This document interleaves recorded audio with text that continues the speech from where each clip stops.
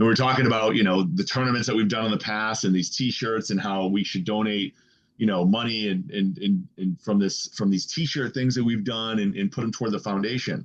And we never referred to the Jimmy Fund as a foundation ever. Right. But she used the word foundation. And the second that she said that, it hit me like a jolt. I was like, that's what we need to do. Like foundation, we need to create our own foundation. So I was like, I don't even know what that means, but that it was like, yep, it was decided then. I'm like, are you in? She's like, yep, let's do it.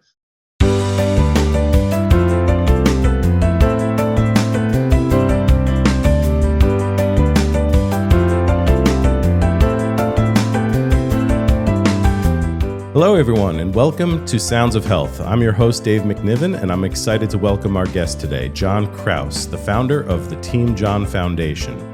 If you're here for John, please take some time to listen to our past episodes, and be sure to like and subscribe to Sounds of Health, where every week we uncover inspiring stories, meet incredible people, and share valuable resources to help you boost your physical, emotional, and financial well-being. John, welcome to the show. Thanks so much for having me. Appreciate it. Yeah, I know this has been a long time coming, and we've been wanting to get you on here, so we appreciate you taking time. I know between work and family, it's not always easy to carve out a half hour or so. Yeah, no worries. No, it'll be worth it for sure. Yeah, absolutely. So tell us a little bit about your background, where you're from, and kind of what brought you to what you're doing these days. So background, I grew up in Connecticut, South Windsor to be exact. I've been really here my whole life other than college, traveled to New Hampshire for college. Actually, I started in South Carolina for a year, but realized that wasn't the place for me. And then ended up in New Hampshire where I met my wife and here we are today. Nice. So what were you in college for? Were you studying for something specific? Not well. Yeah, I mean, you go to college, it's funny. I've my oldest daughter's just going to be entering her college first year this coming up this fall. Nice. And you go to college and you're like, well, what am I gonna major in? Right. So I had literally no idea. I'm like, I just knew that it was one of those things back then that you had to do, and so I fell into a sport management degree. Nice. Which I'd always played sports as a kid, as a youth, and I enjoyed working out and lifting weights growing up, and it just it just sounded cool and interesting. So that's what I went to school for. That's great. What university were you at in New Hampshire? Oh, I was at it's called Southern New Hampshire University. Okay. Today. I'll date myself. It was back when I was there. It was New Hampshire College. Shortly after they upgraded the name to university status. So gotcha. That's awesome. So you met your wife there, and then did you guys move to Connecticut, back to Connecticut afterwards? Yeah, I graduated a little bit before her. Okay. So I moved back to Connecticut, got working, and then eventually she came. And did you go into that field that you had studied for? So, yeah, I kind of did. At first, I was just looking for a job, and then, yeah. A friend of mine, he had bought a new truck. He ordered a nice new brand new truck. And I'm like, oh, that's really cool. I'm like, but the job that I'm working isn't going to afford me to do that. So I was looking for a part-time job, and I stumbled upon, I don't know if it was the newspaper back then or Craig's, I forget where I was looking, at a job at a gym. And I'm like, oh, I could add that as a secondary income. So I went there, and the guy who interviewed me is like, oh, you should be in sales. And I'm like, salespeople are scumbags. That was my, yeah, it's a default for many people. That was the default back then. I was like, I could never be that. But then, he was like, no, really, this is something that we think that you should be able to do. And this job isn't really just for front desk. It was like a bait and switch, whatever. Or maybe I didn't read the fine print. And I just basically said yes to it. So I was working full time at an office, 7 to 5. That was my typical job. They were gracious enough to adjust 7 to 12, and then I'd start this second job at the gym from 1 to 10. Oh, that's great. I was working 7 a.m. to 10 p.m. most days to try to basically. Yeah. The goal was just to buy a truck, but then I fell into that job running a health club, and I ran these health clubs. I got promoted to management, ran the health clubs for 4 or 5 years. So yeah, that was kind of in the realm of sport, because part of the reason why I stepped into that was my love for working out and fitness. That's great. So good to put that into practice for sure. Yeah, it was neat. And then business, obviously, yeah, heavy business. Sport management is heavy business. yeah, So that's where it made a lot of sense yeah. to And be so there. you actually own I your fell own in love with it. company? What's that? You own your own company now? I do now. Yeah. Yeah. I did. So I started the company that you see in the corner there, Starbucks Capital, back in 2019. We do commercial lending for investors. We do, investment loans for properties, for retail, for commercial, for office, even residential 1 to 4 unit fix and flip. So we run the gamut as far as that. We also explore the world of business funding and merchant services too. That's fantastic. How many years have you been doing that for? Started in 2019. Oh, wow. Okay. So not very long. Not very long. I've had a road of career, Yeah. and part of that was gym ownership. I ended up owning a gym with another guy a long time ago, and I dabbled into everything. Yeah. I tried just about. I was, it was almost like, when you went to go to college, it was like, what is something that you want to do for the rest of your life? I just didn't have that. No, of course not. Yeah. Even career though, Yeah. it was one of those things. Okay, I went into this the gym business, and then I went into the mortgage business, and then that Right. crashed Yeah. in 2008, and then it was just like a self exploration, trying to figure it out, getting advanced degrees, things like that, and eventually I found myself back into the first obviously part of my journey is battling cancer. Yeah. But Right. but I ended up after like a lot of that, I ended up getting back into the mortgage business, which I swore I'd never get to, but Right. I did, and I fell in love with it. So that's why I started Starbucks. That's amazing. My agency I opened in 2019 as well. So I know what that's kind of like. When I went to school, I didn't know what I wanted to do. So I was an English major, I wanted to write. I was always a writer, and then you get out of school. I had fallen into acting while I was in school. So I ended up becoming an actor and doing that out of school. But, your life brings you in a lot of different ways. I don't know many people who go into college saying, this is what I want to be, and that's how they come out, and that's what they stay in for the rest of their life. That's a tough thing to kind of commit to, and a lot of people kind of find their way. Did you always kind of know that you wanted to have your own business? No, I didn't. It's funny. Everyone grows up differently. So my mom was more the regular hourly wage salary worker. My father, he had done working for companies and also did some business ownership on his own. My stepdad was a law enforcement police officer, but he also had his own business. His family had businesses. So it's kind of like I was exposed to it a little bit. Yeah. But I never really was like, oh, I'm going to be a business owner. It was one of those things where even after I was part owner of a gym, that was really an eye-opening thing because it was a partnership stuff and learning experience. But it was never really one of those things where it's like, oh yes, this is where I need to be. But I found myself every time I was working for someone else, just number one, getting bored, like, okay, what else can I do? There's always something more for me. That's kind of my personality. What more can I do? And then, when I went back into the mortgage business, it wasn't going the way that I thought that it could go with the brokerage that I was working for. So I ended up saying, well, why am I not doing this for myself? Yeah. And then just kind of took the leap and never looked back. That's great. I love that story.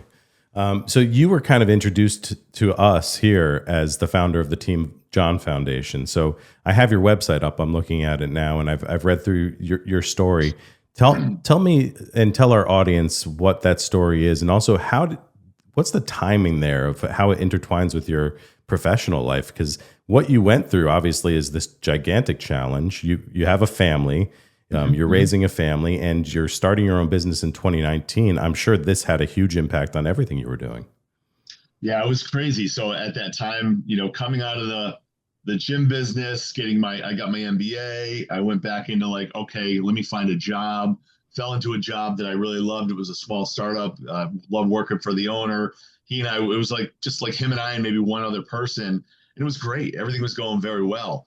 And this was in, I think, 2012 or 2013. I started working and just fell in love with the job and just the relationship that I had with the owner. He was a great guy. He's a friend today. And everything was great. We had 3 kids.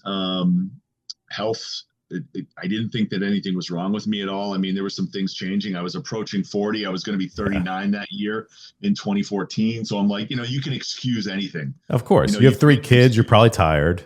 You can make Right. excuses for weight loss, for tiredness, for changes on Yeah, your of body. course. You can just about make an excuse for anything, and that's what I was doing. Um, and in 2014, I had a blood test, random blood test, physical. Doctor says, John, EKG, healthy as a horse. Go get your blood tested, and we'll see you in 2 years. Got my blood tested after putting it off for a while, maybe 2 weeks. And that night, the doctor actually called me at the house that night at 7 p.m., 7:30 p.m. And I'm like, what? Why is he calling me now? He was calling me to basically tell me to go to the ER. It says, go to the ER now. I don't want you to wait. I don't like what your blood looks like. Your platelets are bottomed out. Your whites are through the roof. Your reds are here, there, and everywhere. He's asking me all these questions. And I'm Yeah. like, this is crazy. Like, I feel like he's overreacting, but I'm going to listen to the doctor. And he's like, I'm going to call ahead and get you a room. I'm like, wow, this is okay. So I went in and basically they walked in and they told me that I had leukemia. Mm-hmm. And I'm like, okay. And I'm like, I've heard of that. Obviously, you have to be ignoring everything in the world if you don't know what leukemia is. I kind of put it toward like childhood cancers and things like that. But to me, I was like, okay, leukemia, I think it's beatable, Mm-hmm. Come to find out I had a very aggressive acute myeloid leukemia, which I didn't know anything about. And I didn't actually research it till much after. Thankfully, I didn't. Yeah. But they basically said, you're going to be here overnight. We're going to confirm it. And doctor confirmed it in the morning and basically said, yeah, you're going to be here for 30 days, man. Buckle up. We're going to hit you hard with chemotherapy for like 7 straight days, 24 hours a day. And that's how you kind of get into remission with this. So, Yeah. that was September 2014. And October 6th, I was home in remission, first remission. I went back about a week or two later and they're like, all right, now you have to go to get a stem cell transplant. And I'm like, I thought that was like a last, like a ditch thing. Like I'm good. Well, thankfully my brother was a donor, my younger brother, Brian, up in Maine, and he's an exact match for me. And in November of 2014, I went up to Dana-Farber Cancer Institute up in Maine, up in Massachusetts. And we did a stem cell transplant. No issues. I went through it, another 30 days in the hospital. And yeah, it was real. I mean, I was going through, sitting in the hospital and with a family. And we actually found out in September we had one on the way. So 3 kids and one on the way. So a lot of things were going on. So the motivation was obviously there anyway to kick cancer's butt. But yeah, thankfully I had a really good, I have a really good community around me. My parents stepped up and helped me. My boss that I spoke of at the time, he's like, you're going to have your salary and your insurance. You got it. That's awesome.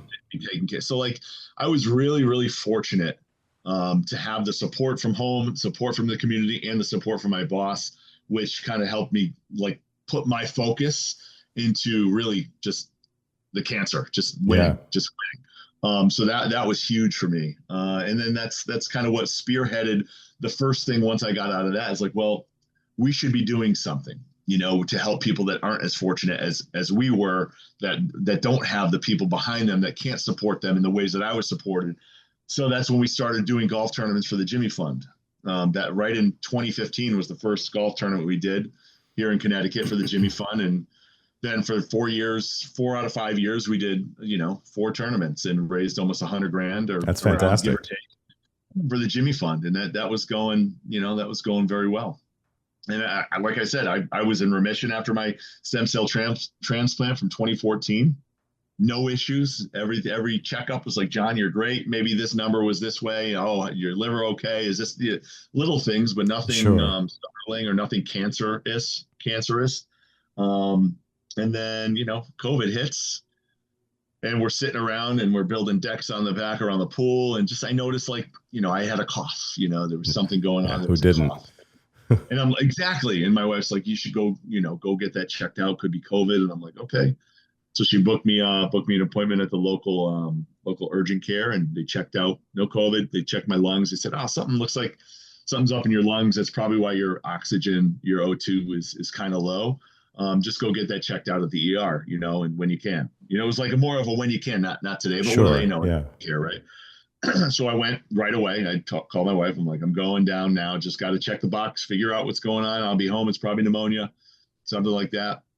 It was deja vu, same hospital, same ER. Wow. The doctor comes in and they did all the tests and they're like, John, your cancer's back. And I'm like, I was actually as much as it was upsetting, I was mad. I I was bet. pissed because I was like, how can it be 5.5 years past? Everyone's got this notion of, oh, once you get to 5 years with not with the cancer that I had, unfortunately, it's super aggressive and there's really, it can come back at any time, it sounds like. So it came back and I didn't know what to expect because every doctor that I talked to during the first bout said that if it comes back, it's going to come back angrier and it's going to come back harder to put into remission. So that was in the back of my mind, like, okay, I'm going to battle again. So I went Right. back up to Dana-Farber eventually. After a couple of days here in Hartford, I went back up to Dana-Farber and I was there for 30-ish days again and battling and got into remission again. And so That's amazing. through that process, there was another kind of like a trial thing that happened, and that was going well for about a year. And then the cancer came back again for a third time in 2021. So in 2021, I had to battle again, almost a year to the day that I was at Right. Dana-Farber.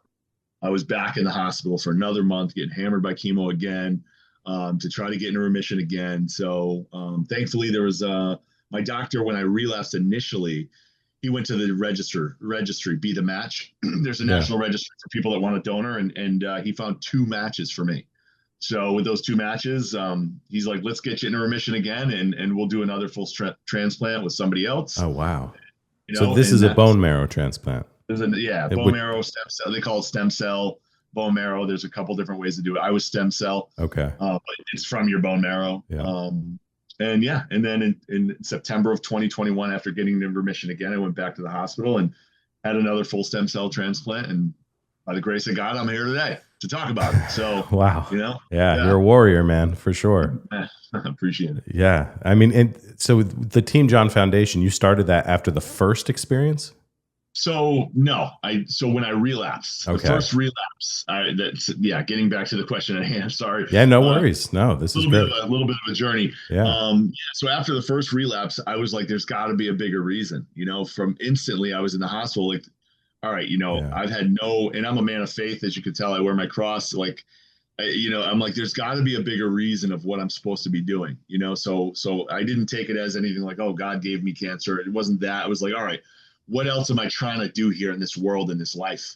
And then while I was home, in between, after I got into remission, again, I got into remission the second time, when I relapsed, my wife and I were talking at the kitchen table, and we were talking about, the tournaments that we've done in the past and these T-shirts and how we should donate, money and from these T-shirt things that we've done and put them toward the foundation.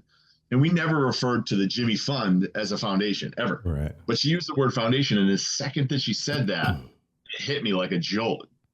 I was like, that's what we need to do. Like foundation, we need to create our own foundation. So I was like, I don't even know what that means, but that it was like, yep, it was decided then. I'm like, are you in? She's like, yep, let's do it. So it was that year in 2020 when we decided to start Team John Foundation. And I got people in place because I have a good community. I had an attorney help me get this thing done that year. I had a 501c3 before the end of 2020 set up. And that's amazing. If it weren't for the hiccup in 2021, we would have probably had our first tournament in 2021. But instead, we had our first golf tournament in 2022 for Team John Foundation. So, yeah. That's fantastic. Wild. Now, have you kept that going? Was there a tournament this year? Yeah, we did a tournament in the 22, 23, and we'll have our third in 24. We do it in October every year. Oh, wow. Okay. That's great. Yeah, it's awesome. I mean, it's amazing we're to start the planning for that. I've actually hosted some golf tournaments in my time, and it's a lot of work.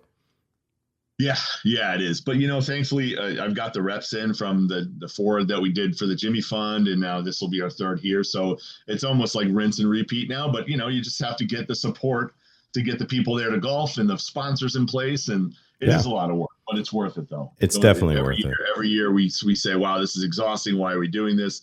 It's hard. It's taxing. But when you get to the tournament that day, you realize why you do it. Yeah. You bring those people together and everyone's there to support you and your foundation, your cause. And, and you're like, this is why we do it. We're bringing great people together, and I just look forward to it every year. That's amazing. Now, what do you do with the dollars? Where's the money going? So a couple things. So our mission is to help those that fall in sudden crisis.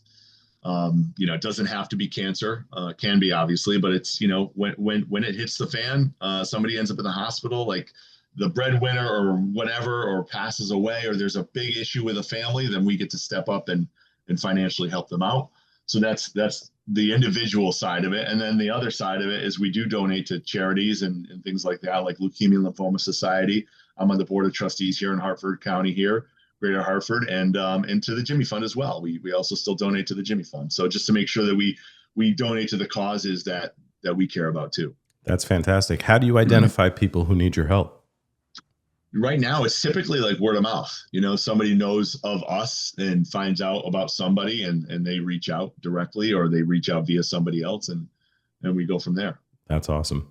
And I think you have the website up. So that's teamjohn.org? Yes. Yep. Okay. So we can encourage people to go and check out some updates there, and sure, keep an eye out for events, or if you need assistance to contact you through that website. Yeah, that'd be great. That's awesome. So, I mean, it's such an incredible story, and what you went through, and what you've beaten, really. But I think it's amazing that right away, you guys were organizing these tournaments and giving back to the Jimmy Fund, and that it really, that second instance of, having to battle really formulated this amazing idea to start a foundation and to continue to give back to families in need, because it is that time when somebody, has a diagnosis of some sort. It's almost like your life kind of comes to a stop right there, and you got to get focused, right? Yeah, absolutely. Absolutely. Yeah. It's certainly, I mean, and we've talked to people time and time again where it's, they're in the hospital and they're worried about their mortgage payment, and they're worried about their car payments, and keeping the lights on for the family, or food on the table. And granted, we don't have the funds to change their life, but we also don't take for granted what a little bit of money can do. I mean, it's one of those things where it's eye-opening what even the little assistance that we're able to do just helps. You know? So, and that's what I tell I guess the message for people out there listening is really, when you think of like, oh, I can only donate $25 or $10, like it all adds up. Yeah, it all adds up, and believe it or not, that adds up to something that can help somebody. Whatever organization you're donating to, it's worth it. So. Yeah, that's a really good point. I mean, there's so many worthy causes, and you don't have to give a lot to make a big impact. Absolutely. Yeah, I had a very similar experience in my life, and I wasn't sure if I was going to share this with you, but I will, because it's very similar that my dad was diagnosed with AML as well. So when I was 23 years old, he was 59.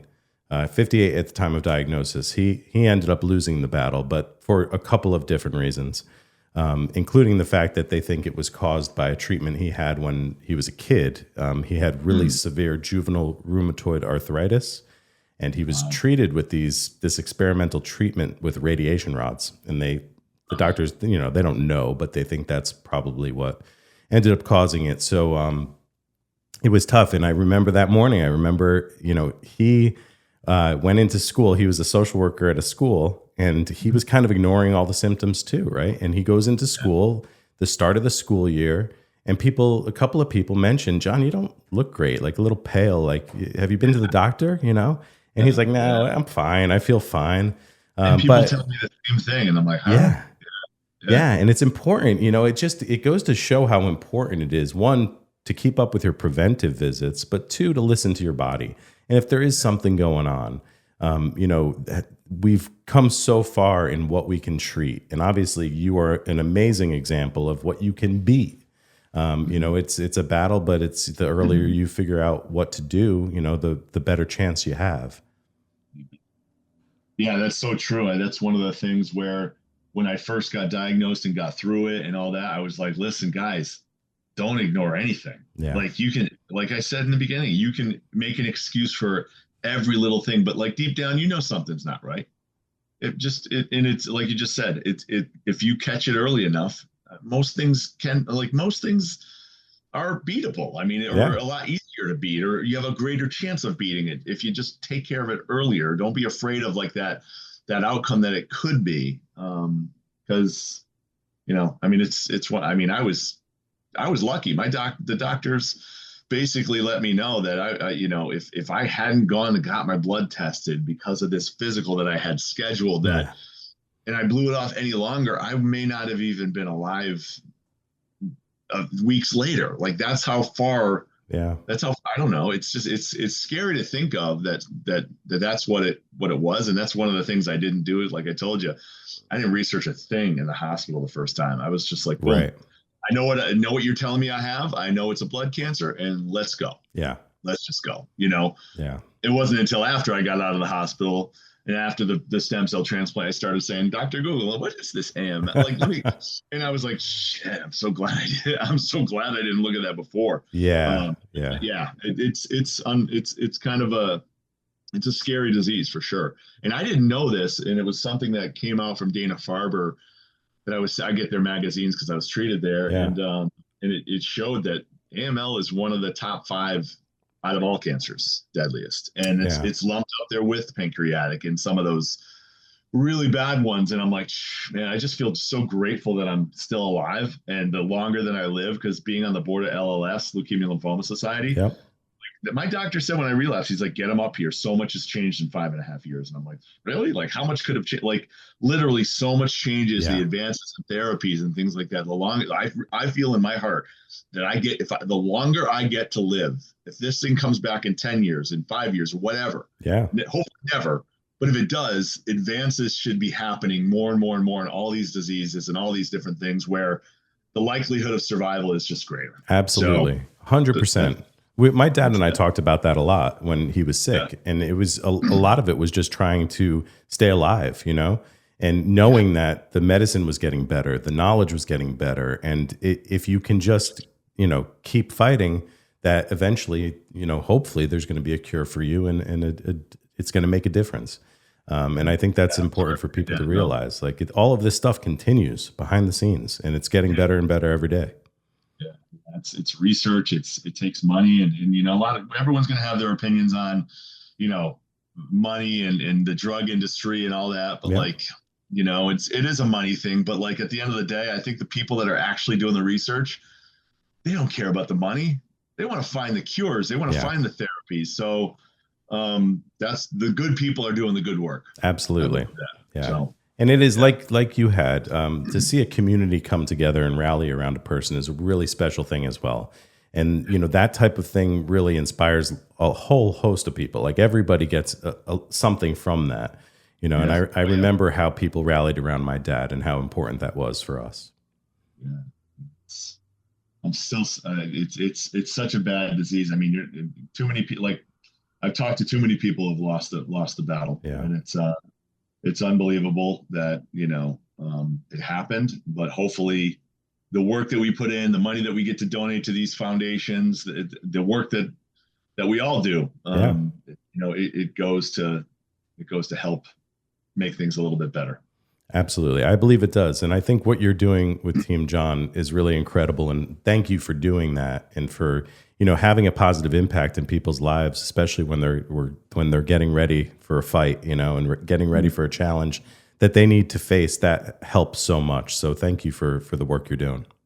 That's my pleasure. So this has been such a great conversation. I don't want to take up way too much of your time. We usually end the podcast with a question of, can you share a health hack in your life, that something that you do to improve your physical, emotional, or financial well-being that maybe our audience could benefit from? I think we covered some of it. I think the health hack first and foremost is don't ignore anything. Stay on top of preventative stuff. Don't let things, slip. So that's, I think, just a thing that people, and maybe men too, just, can write off. Like, oh, I'm okay. Suck it up. I'll be all right. Just brush it off, but just get it addressed. That's number one.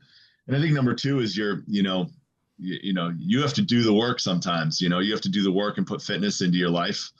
I've never felt better in my life right now than I have in a long time, just by putting fitness and working out. And just the fact that I do that, 6 to 7 days a week, I'm just grateful that I even get to, but don't take tomorrow for granted, because it's not promised at all. So don't say that, well, I'll start tomorrow, I'll start Monday. Like, start today, you Yeah. know? And that goes with everything.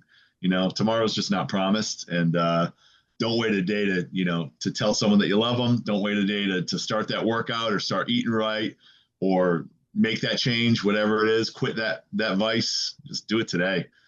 Tomorrow's not promised. That is great advice. I know there's a lot of people, I'm one of them, who will say, yeah, I'll start next week. Let me, start next week. So that's great advice. So, and June is Men's Health Awareness Month. This is an important month to bring awareness to the fact that men very often don't listen to their bodies and take the proper precautions to stay healthy. So if you are out there ignoring anything, now's the time. Jump on it. Get healthy. Do it. Awesome. Well, John, thank you so much for your time today. I really appreciate it. Make sure that you stay in touch with us. Let us know about your next tournament. We will be happy to share more information on Team John. Give us, are you guys on any socials? Should we just point people toward the website? Yeah, I mean, I'm all over social. I'm kind of like with work and with Team John, that's how we kind of build that kind of momentum. So you can find me on Facebook. You can find us on Instagram, on TikTok. You can find me LinkedIn, anywhere. John Krause or Team John Foundation, Starbucks Capital, any one of the three. Okay, awesome. Well, thanks again for joining us today on Sounds of Health, and we will definitely keep in touch. Awesome. Looking forward to it. All right. And thank you all out there for listening. That's a wrap on another episode of Sounds of Health, brought to you by Nutmeg Insurance Advisors and recorded at the offices of Nutmeg Advisory Group. As always, I'm your host, Dave MacNiven, and a big thanks to our producer, Jason Carubia, and for the amazing music by Rob Hames. Every week, we bring you stories that inspire, empower, and help you upgrade your health. If you enjoy the show, please be sure to like, share, subscribe, and leave us a review. We love hearing from our listeners, and we hope that you'll continue as an important part of our wellness community. Thanks for listening. See you next time.